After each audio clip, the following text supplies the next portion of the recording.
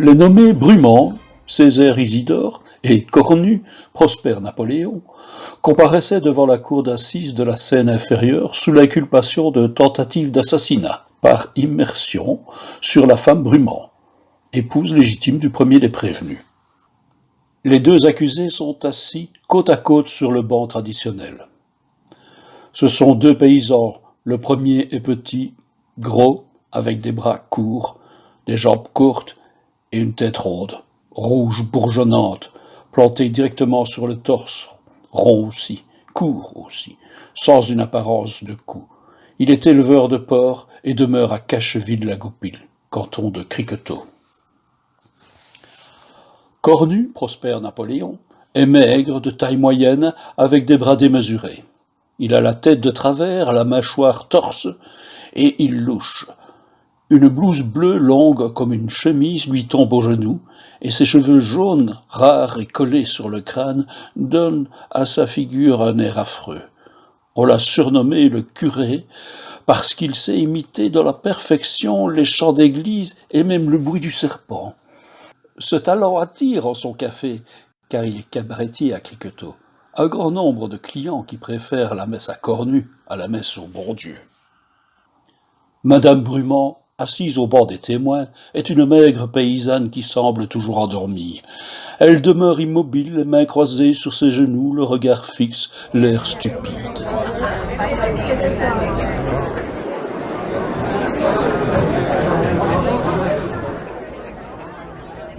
Le président continue l'interrogatoire. Ainsi donc, femme Brumand, ils sont entrés dans votre maison et ils vous ont jeté dans un baril plein d'eau? Dites-nous les faits par le détail, levez-vous.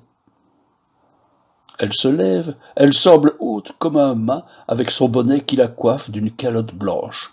Elle s'explique d'une voix traînante. J'ai causé des haricots, et voilà qu'ils entrent. Je me dis, qu'ils sont? Ils sont pas naturels, ils sont malicieux. Ils me guettaient comme ça, de travers, surtout Cornu, vu qu'ils louchent. J'aime point les voir ensemble, car c'est deux pas grand-chose sans société. Je leur dis, qu'est-ce que vous me volez? Ils me répondent point. J'avais quasiment une méfiance. Le prévenu Brumand interrompt avec vivacité la déposition et déclare « J'ai été bu !» Alors Cornu, se tournant vers son complice, prononce d'une voix profonde comme une note d'orgue « Dis que j'ai été au but tous les deux et tu ne mentiras point !» Le président, avec sévérité, « Vous voulez dire que vous étiez ivre ?» Brumand. « Ça ne se demande pas. » Cornu. « Ça peut arriver à tout le monde. » Le président à la victime. « Continuez votre déposition, femme Brumand. » Donc voilà le Brumand qui me dit, « Veux-tu gagner 100 sous? » Oui que je dis, vu que 100 sous, ça se trouve point sous le pas d'un cheval. Alors il me dit, ouvre l'œil et fais comme nez. Et le voilà qui s'en va quérir le grand baril défaussé qui est sous la gouttière du coin, et puis qu'il le renverse, et puis qu'il apporte dans ma cuisine, et puis qu'il le plante droit au milieu, et puis qu'il me dit, va quérir l'eau jusqu'à temps qu'il sera plein.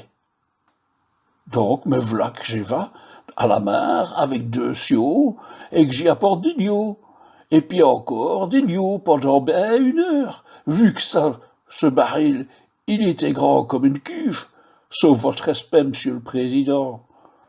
Pendant ce temps-là, Brumand et Cornu buvaient un coup, et puis encore un coup, et puis encore un coup, et ils se complétaient en compagnie, et que je leur dis, c'est vous qui êtes plein, plus plein que ce baril. Et voilà Brumand qui me répond, ne te tracasse point, va ton train, ton tour viendra, chacun son content. Mais je m'occupe point de son propos, vu qu'il était bu. Quand le baril fut rempli, rasibus, j'ai dit, v'là c'est fait. Et v'là Cornu qui me donne 100 sous. Pas Brumand, hein, Cornu. C'est Cornu qui me les a donnés, et Brumand me dit, veux-tu gagner encore 100 sous? Oui, je dis, vu que je suis pas accoutumé à des étrennes comme ça. Alors il me dit, débileté. Que je me débile? Oui, qu'il me dit, jusqu'où tu veux que je me débile? Il me dit, si ça te dérange pas, garde ta chemise, ça ne nous oppose point. 100 sous, c'est 100 sous. Et voilà que je me débile, mais que ça n'allait point de me débiler devant ces deux propres arrières.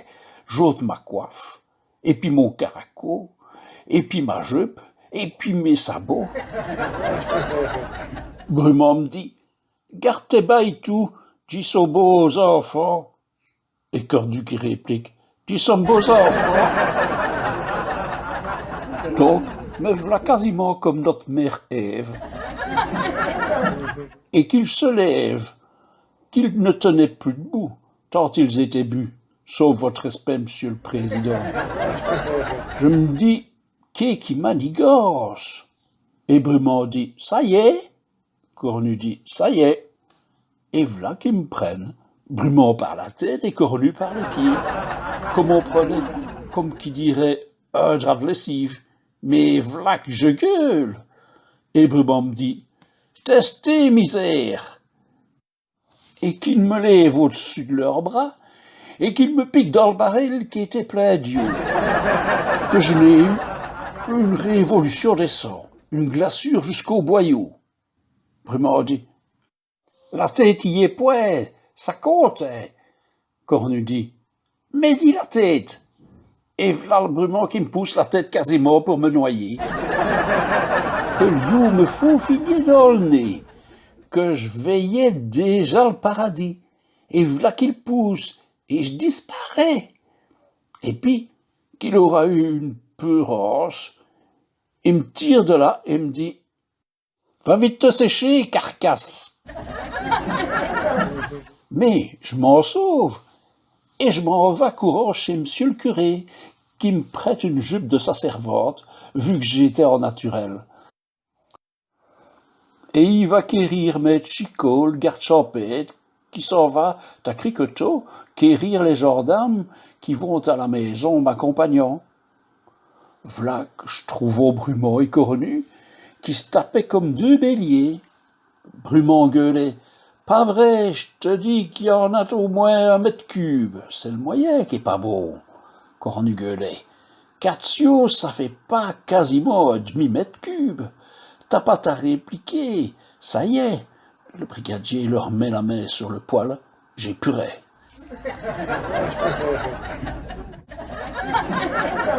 Elle s'assit, le public riait, les jurés stupéfaits se regardaient, et le président prononça. Prévenu Cornu, vous paraissez être l'instigateur de cette infâme machination. Expliquez-vous. Et Cornu, à son tour, se leva. Mon président, j'ai tué au but. Le président répliqua gravement. Je sais, continuez. J'y va.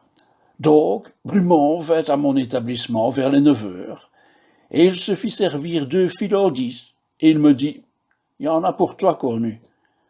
Et je m'assieds vis-à-vis, et je bois, et par politesse, j'en offre un autre.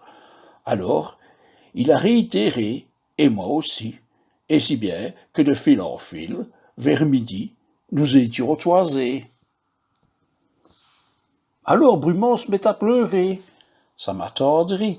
Je lui demande ce qu'il a, et il me dit, il me faut 1000 francs pour jeudi. Là-dessus, je deviens froid, vous comprenez. Il me propose à brûle tout le fouet, je te vends ma femme. J'ai été bu, et je suis veuf, vous comprenez. Ça me remue, je ne la connaissais point, sa femme. Mais une femme, c'est une femme, n'est-ce pas? Je lui demande, combien ça que tu me la vends? Il réfléchit, ou bien il fait semblant. Quand on est bu, on n'est pas clair, hein? Il me répond, je te la vends au m3. Moi, ça ne m'étonne pas, vu que j'ai été autant bu que lui. Et que le m3, ça me connaît dans mon métier. Ça fait 1000 litres. Ça m'allait. Seulement, le prix restait à débattre. Tout dépend de la qualité, je lui dis. Combien ça le m3? Il me répond, 2000 francs. Je fais un saut comme un lapin. Et puis je réfléchis qu'une femme, ça ne doit pas mesurer plus de 300 litres. Je dis tout de même, c'est trop cher. Il répond, je peux pas à moins, j'y perdrai. Vous comprenez, on n'est pas marchand de cochons pour rien. On connaît son métier. Mais si les ficelles, le vendu de l'art, moi je suis fil, vu que j'en vends. Donc, je lui dis, si elle était neuve, je dis pas, mais à ta servi, pas vrai? Donc, c'est du retour. Je t'en donne 1500 francs le mètre cube. Pas un sou de plus, ça va-t-il? Il répond, ça va, top là. Je top, et nous voilà partis, bras dessus, bras dessous. Faut bien qu'on s'entraide dans la vie. Mais une peur me vint. Comment tu vas la litrer, à moins de la mettre en liquide? Alors il m'explique son idée, pas sans peine vu qu'il était bu. Et il me dit, je prends un baril, je le remplis d'eau rasibus. Je la mets dedans, tout ce qui sortira de l'eau, je le mesure rond, ça fait le compte. Je lui dis, c'est vu, c'est compris. Mais cette eau qui sortira, elle coulera. Comment tu feras pour la reprendre? Alors il me traite d'andouille et il m'explique qu'il n'y aura qu'à remplir le baril du déficit une fois que sa femme en sera partie. Tout ce qu'on remettra d'eau, ça fera la mesure. Je suppose que 10 seaux, ça donne un mètre cube, hein? Il n'est pas bête tout de même quand il est bu, ce rosse-là. Bref, nous voilà chez lui, et je contemple la particulière. Pour une belle femme, c'est pas une belle femme, hein? Tout le monde peut le voir, vu que le v'là. Je me dis, je suis refait, n'importe, ça compte. Belle ou laide, ça fait pas moins le même usage, hein? Pas vrai, monsieur le président? Et puis je constate qu'elle est maigre, comme une gaule.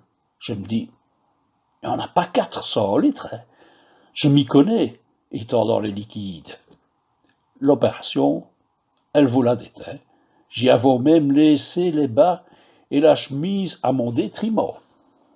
Quand ce fut fait, voilà qu'elle se sauve. Je dis, attention, Brumeau, elle s'échappe. Il réplique, ah, pas peur, je la rattraperai toujours. Faudra bien qu'elle vienne gîter. J'allons mesurer le déficit. Je mesurons, pas 4 seaux.